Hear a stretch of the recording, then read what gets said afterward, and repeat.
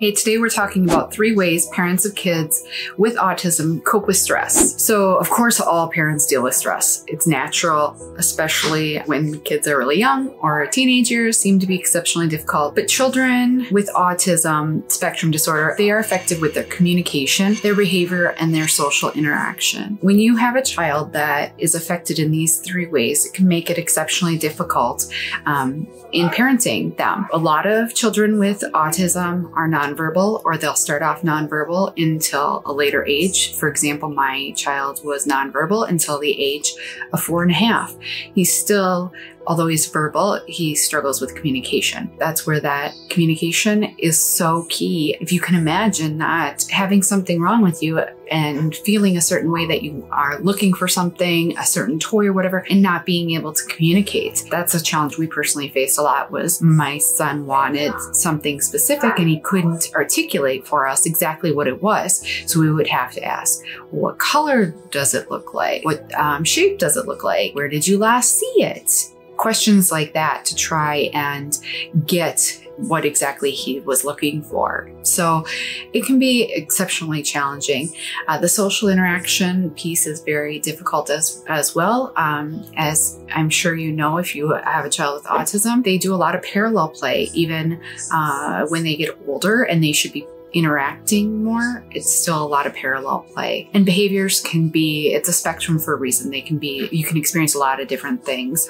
There are on the spectrum, in case this isn't you or you're watching this video and you don't have a child with autism and you're just trying to understand, the behaviors can be anywhere from just a calm, sweet, disconnected demeanor to destructive, screaming, destroying things type of behavior, and they're feeling very challenged. So it can be very big spectrum of behaviors. And all of this is very emotionally and physically draining on parents with a child with autism. So I wanted to share 3 ways that I cope with stress, and hopefully some of you can relate and find some help in this video. So the first thing is seeking support. The biggest thing is finding others who have experienced something similar to what you're going through. The easiest way for me that I found to meet others was at the schools that my son has attended, or this therapy centers. A lot of times you'll run into people who maybe their child doesn't have autism, but they're experiencing something very similar. That's a really easy way to connect with other parents, is in those types of settings. Also, support groups. There are a lot of support groups around, and online communities. Of course, Facebook has a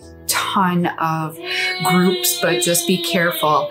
And I apologize, you're going to hear my son in the background as he stims. So this is autism life. Remember to seek counseling if it's needed. There is no shame in your game if you are speaking with a counselor. I have done it. I know a lot of parents who do as well. It is a big thing, first of all, getting the autism diagnosis and coping with all of those emotions, and then also just going through daily life with a child with autism and seeing things that they miss, experiences that you miss out on as a family. We do a lot of divide and conquer, we call it, where one stays home with our son and the other goes to the event, either by themselves or with our daughter. And that's just life, but that's stressful. That is hard on not only yourself individually, but as a family, it takes its toll. So definitely seek counseling if needed. I don't have the exact statistics with me right now, but the statistics of anxiety and depression in those parents with children with special needs is higher. And so if you're feeling anxious or that you may be depressed, definitely seek help, speak with your doctor, and take appropriate steps to take care of yourself, because you can't take care of your child if you're not taking care of yourself first and foremost. The second thing leads right into this is taking care of yourself. So like I said, speak with a counselor, speak with someone gone through this, or just, your village. Who is your village? Who supports you? And make sure you're recognizing the people that maybe aren't supporting you. And if need be, you may need to cut people out of your lives. And I don't say that lightly, but just think of who adds to your stress and who takes away from your stress. And just spend some time thinking about that. Seek out those individuals who help take away the stress for you. Also, it's very essential that you're moving, exercise. If you exercise normally, stick to that routine, make it happen. Even if you have to turn on a movie movie, give your child their tablet. It's imperative for you to get what you need. Again, to be able to give your child what they need. And there's no shame in having them have some screen time for 30 minutes so you get what you need. Make sure you're getting enough sleep, and eating healthy is all going to benefit you, because if you feel good physically, that will help as well. And the sleep is imperative. A lot of times children with autism battle sleep disorders, and that can look like a variety of things where they don't sleep at all. And there's a lot of families who battle that. Make sure you have someone who can help you so that you're getting sleep, your partner, or seek out. There's definitely, I'm in Minnesota, there's definitely resources for respite care. Get a PCA, do what you need to do. And if you have questions, leave them in the comments below. I'm happy to help you with resources. Even if it's outside of Minnesota, if you're looking for a resource and you're struggling to find one, let me know. I might be able to help find one for you, or find a connection for you with someone in your state that might know. And lastly, just make sure you're doing something for yourself every day, something that you like to do, an activity, that sort of thing, and try to incorporate your child if you can. I know that I just put my hobbies aside when my son was diagnosed, and I focused on my children, and that was brutal. That was really brutal time.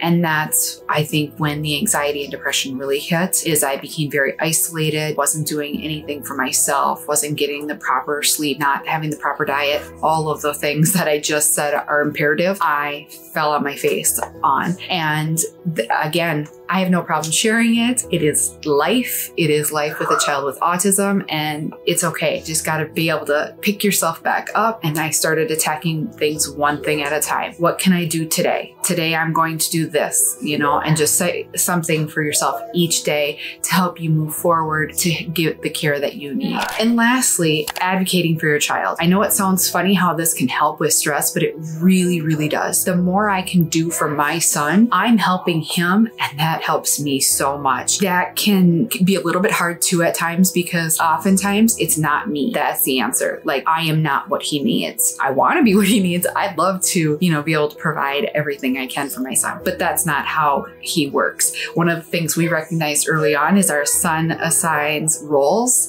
to different individuals. So during the COVID lockdown, he was supposed to be in kindergarten. It didn't work out, obviously, to homeschool him because I am not his teacher. He recognized I am mom. My role is not to teach him, and he was not going to learn with me. Also, I'm not a teacher, and I don't know how to teach my child with autism because, number one, I'm not a teacher, and number two, I'm definitely not a special education teacher. There are skills and there are things that I was totally lacking, and I'm okay admitting that, and I'm okay that he needed it and I wasn't able to provide it. COVID was an exception for this whole country, well, the whole world, really, everyone that went through it. And we just all had to make sacrifices, and things happen. We're just moving forward now. And every time I'm able to add something, a therapy, an insert for his shoe to help him be able to walk longer, all those things make me feel so much better, because I know that I'm advocating. I was able to provide him something that he needs. One of the other things I want to talk about is if your child has challenging behaviors or communication difficulties, think about if they could have unexpressed or untreated pain. A lot of times my son is sick and we won't have a clue. He had pneumonia and I had no idea. No idea. I knew he was dehydrated. I knew he was very sick, but he was not giving me signs of pneumonia. And I very closely ended up having him hospitalized, but I got away with getting him fluids, getting him medication right away, and it really helped. But obviously there's other things too. Chronic constipation or gut issues is very, very common for children with autism. My son has battled gut issues literally since the day he was born, and now it can look very differently.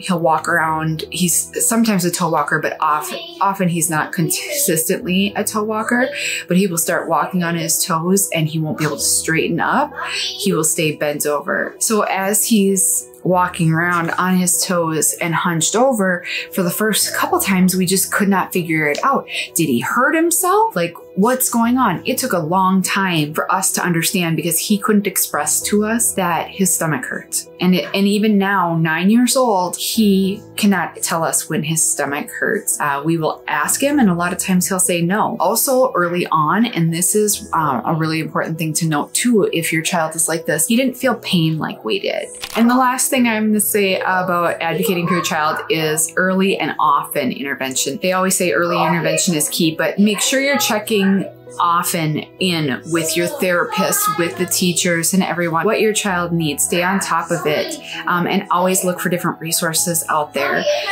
And lastly, if you don't have anyone or you're just looking for someone to talk to, please reach out. You can leave me a comment below and I'm happy to chat with you and share experiences and help you out in any way that I can. And again, I thank you for tuning in. I am Beth from Autism Advocating.